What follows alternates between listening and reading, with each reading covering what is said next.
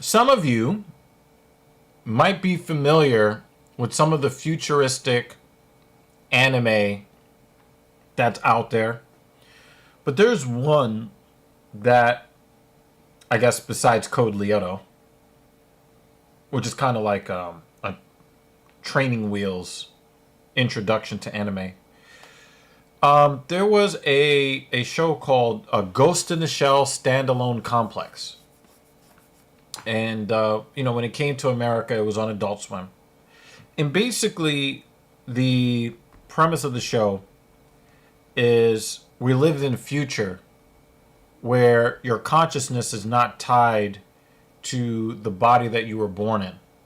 So they have ways of extending your life and adding variety to your life by simply downloading your consciousness into a prosthetic body. And then, if you wanted to, if you were a dude and you were tired of being ignored and treated like garbage, then you can have your conscious download into a woman's body, a prosthetic body, and be treated differently, or just get a different experience, or maybe you would get an enhanced body where you can, jump 7 times the height, 7 times your height, or whatever it is that you want to do. So if you suffer a severe injury, you can just, if you're rich enough, you can get a new prosthetic body, or maybe just get a new prosthesis on your body that is as good or better than the one you were naturally supplied with at birth.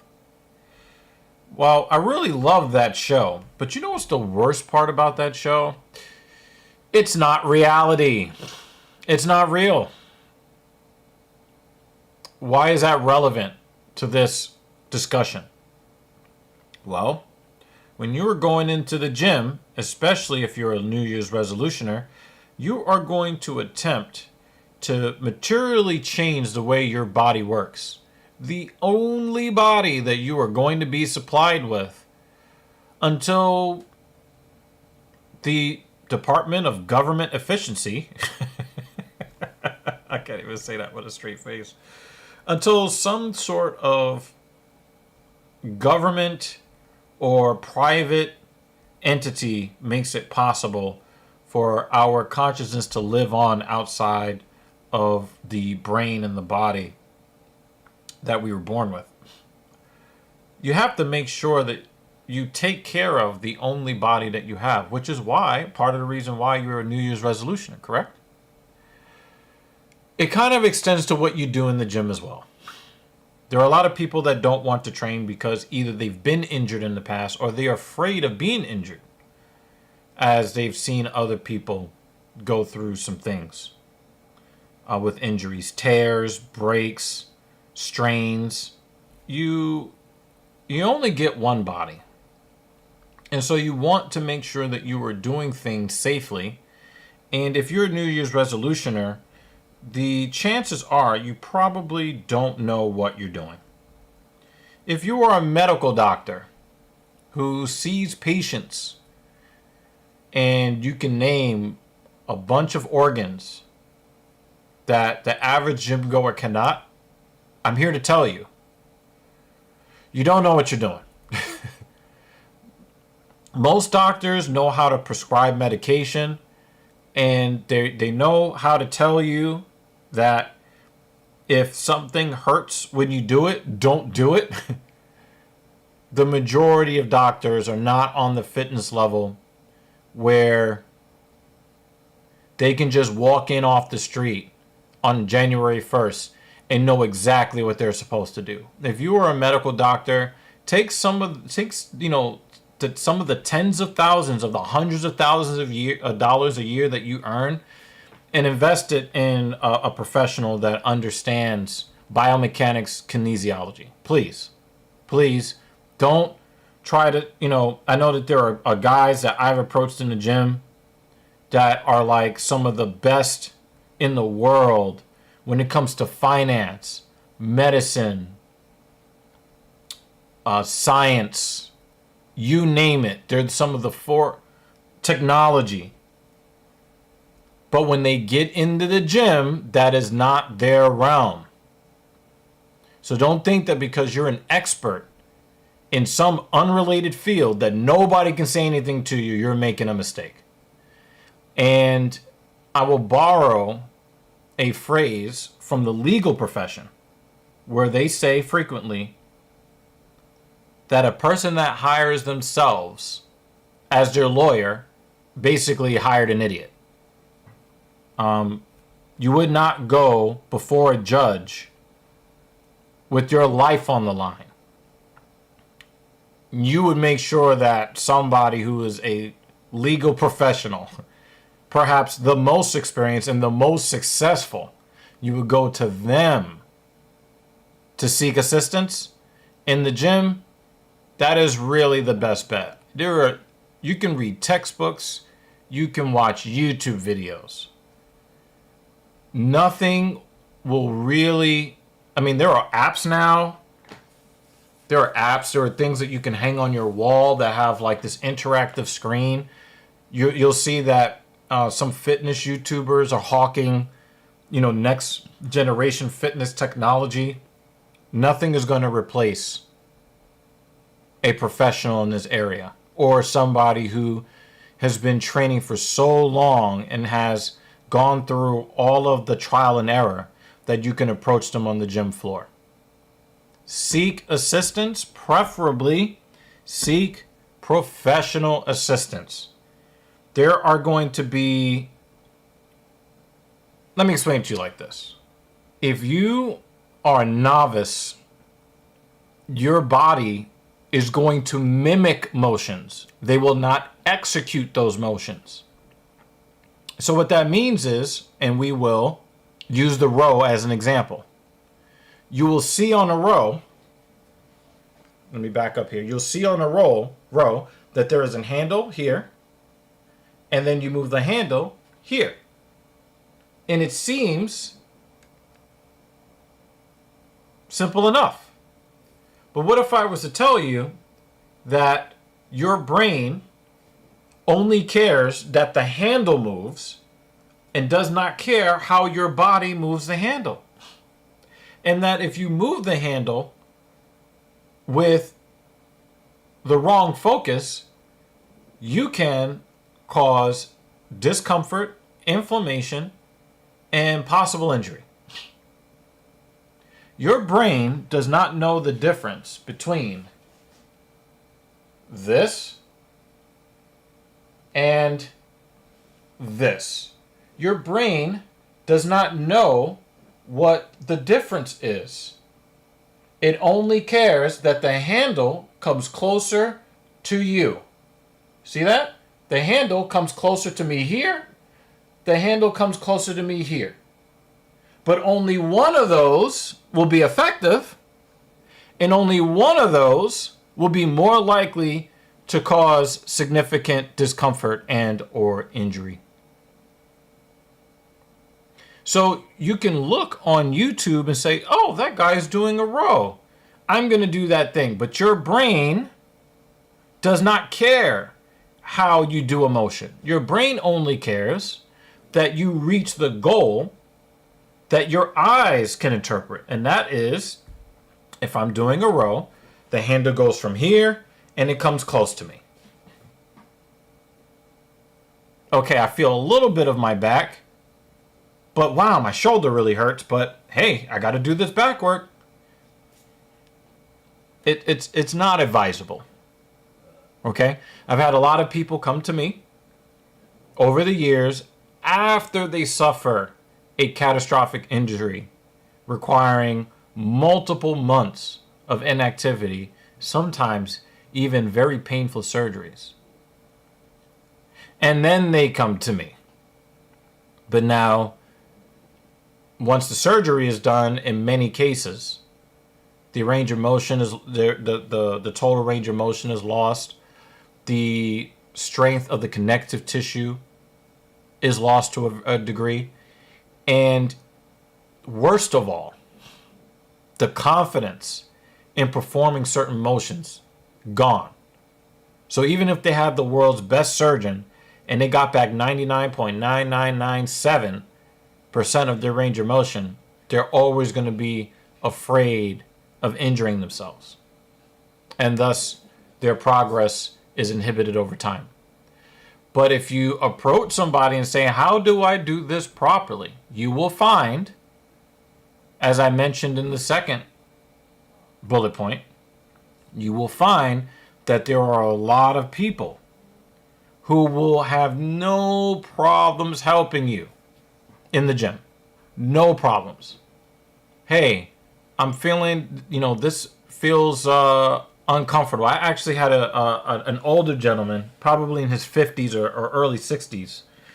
He approached me late last week. I think it was Thursday.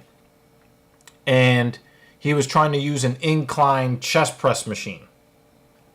And he was like, this doesn't feel right. And he says, sir, am I doing this right? Because it doesn't feel good. And I looked at what he was doing and I said, oh, you just need to raise your seat up. So he raised the seat up. It changes the trajectory of the movement. He felt it where he wanted to. And he was like, thanks. He said, I asked you because you look like you know what you're doing. And so, obviously I'm a professional in this sector, but there are people who are not professionals that really do know what they're doing, and they have an excellent understanding of their motor patterns and how they connect to their muscles, and they can give you great advice. I've taken advice from people who are not trainers. There are certain movements from people who are not trainers that I've stolen, and I use them to this day. So the people that look really good in the gym and are not constantly rubbing, after every set, they're not, or grabbing at their lower back, right? They're just breathing hard, they're lifting heavy, or they're doing high volume work. And they're not like, oh my God, this hurts so bad, right? If you see one of those people, those are the people that ask for help. If you're a woman, you can ask anybody on the floor for assistance. If you don't want male attention, do not approach a man on the floor, approach a woman on the floor. The women are very, very quick to help each other in the gym. Very quick. All right? If you don't want a guy trying to get your phone number or, thinking that, he's got a chance, do not approach them on the floor unless they are wearing a uniform for the gym that you are visiting. If they've got a uniform on, their job is to help you. Their job is to stay professional and not try to see if they can, get your phone number or something after the fact. Okay? If you are a man that needs help and you see a woman on the floor and she looks like she knows what she's doing, go find a man that looks like he knows what he's doing, or you can find a woman that is in the uniform of the gym that you're in, and keep it about the help that you need. Please don't start hitting on them. They get hit on all the time. Don't try to get a phone number. You're there to learn so that you don't get hurt. And I know that is a very cynical and harsh message to give you. I get it. I wish that we lived in a world where you can compliment a woman without offending her. That you can let her know that you're attracted to her and you want to take her out for dinner. We don't live in those times anymore. Those days are over. Just what it is. And I'm not telling you this to shame you guys. We don't do that here on TSP. I'm looking out for you and your best interest going forward. You're a person that is going into a gym, into an environment that you're not used to being in, and understanding that etiquette is important. So always look for assistance from people who are competent, especially professionals. There are reasons to avoid the opposite sex in the gym if you're a man and if you're a woman. And the reasons are different. And we just have to accept that is the case. in our current environment until something changes. But for right now, I would like all of you to stay safe and to feel safe in the gym. And for women, that means sticking with communicating with gym employees and other women. For men, that is communicating with gym employees and other men. And please don't try to get the female employees' numbers. Just leave them alone. It's you have a better than 99% chance of being rejected anyway. Just leave them alone. Right? Go there for what you were supposed to be going there for. Okay? Again, please understand this is the only body you get. Seek the best guidance that you can get to make sure that you can avoid injury, that you can also be effective in your training to get closer to your goals as quickly as possible. Trying to wing it, you might eventually get there. There's going to be a lot of trial and error. There might be some pain. There might be injuries that could set you back weeks, months, or even years. Or you can ask a person that looks like they know what they're doing to say, hey, can you help me do this, or can you help me use this machine properly? And if they don't know, but they look like a person that has been going to the gym there for a long time, they will point out the people on the floor that know what to do. So don't be proud and don't be afraid. People are not mean at the gym. I know that, there are a couple of assholes in the fitness community that have basically gone viral for how big of, assholes that they are. They're not even worth mentioning on this platform by name. But those are the extreme minority. Most people are very kind, and they will jump at the chance to help somebody if they think they can. Let's look at the comments. Midmo, like the Department of Government Efficiency line. That was for you, buddy.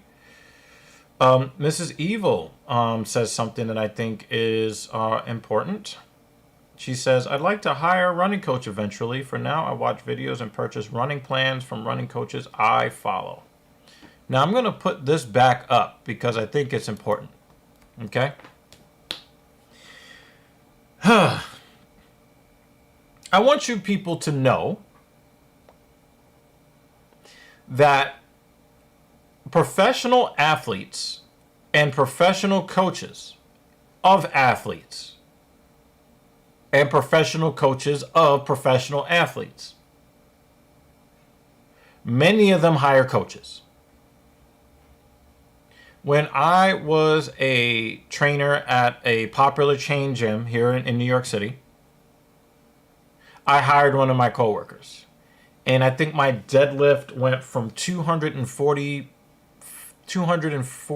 pounds to 335 pounds working with one of my coworkers for about a month or two. When I was out on my own as a private trainer, I hired several trainers for one-offs to learn what they know. But you know what I got out of it? I learned how to train with more intensity, because when you're by yourself, you're basically limited by your own mental strength to push through the fatigue.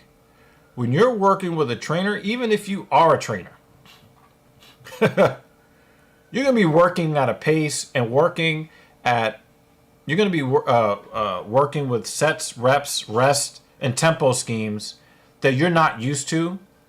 And it's going to be more difficult than what you normally do. Mrs. Evil is a running coach, but wants to hire a running coach. That is a smart running coach. Right? None of us are the best in the world at even what we do. Mrs. Evil has run 10 races of 26.2 or longer. One of her races, she ran more than 31 miles at a time. She was so dedicated that we had to put paper and plastic bags in the car when she got in it for her to sit on. So she is a lot closer to elite than a lot of people. But she understands that even though she knows a lot of what there is to know, she does not know all there is to know. And an actual running coach would push her harder than she would push herself. And it's the same thing with me.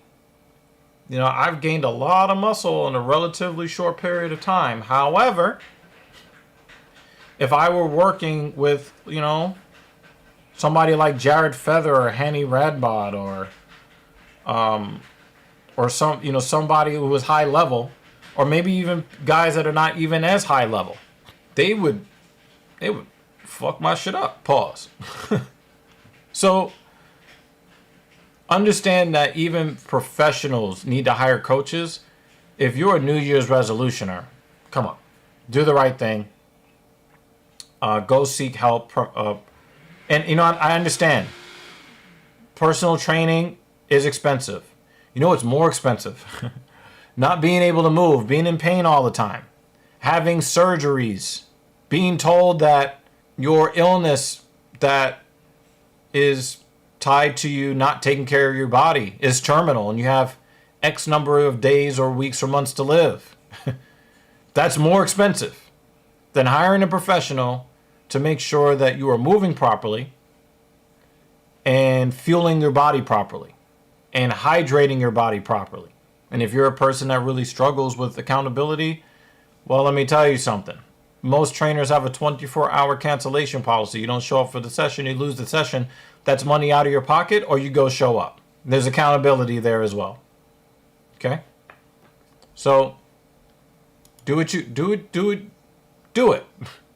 Don't mess around. I know it's expensive. It'll be well worth the money. And you don't even have to hire Dr. Evil. You can hire anybody you want. Just make sure that they understand kinesiology. They have an attention to detail. They understand movement patterns at a high level.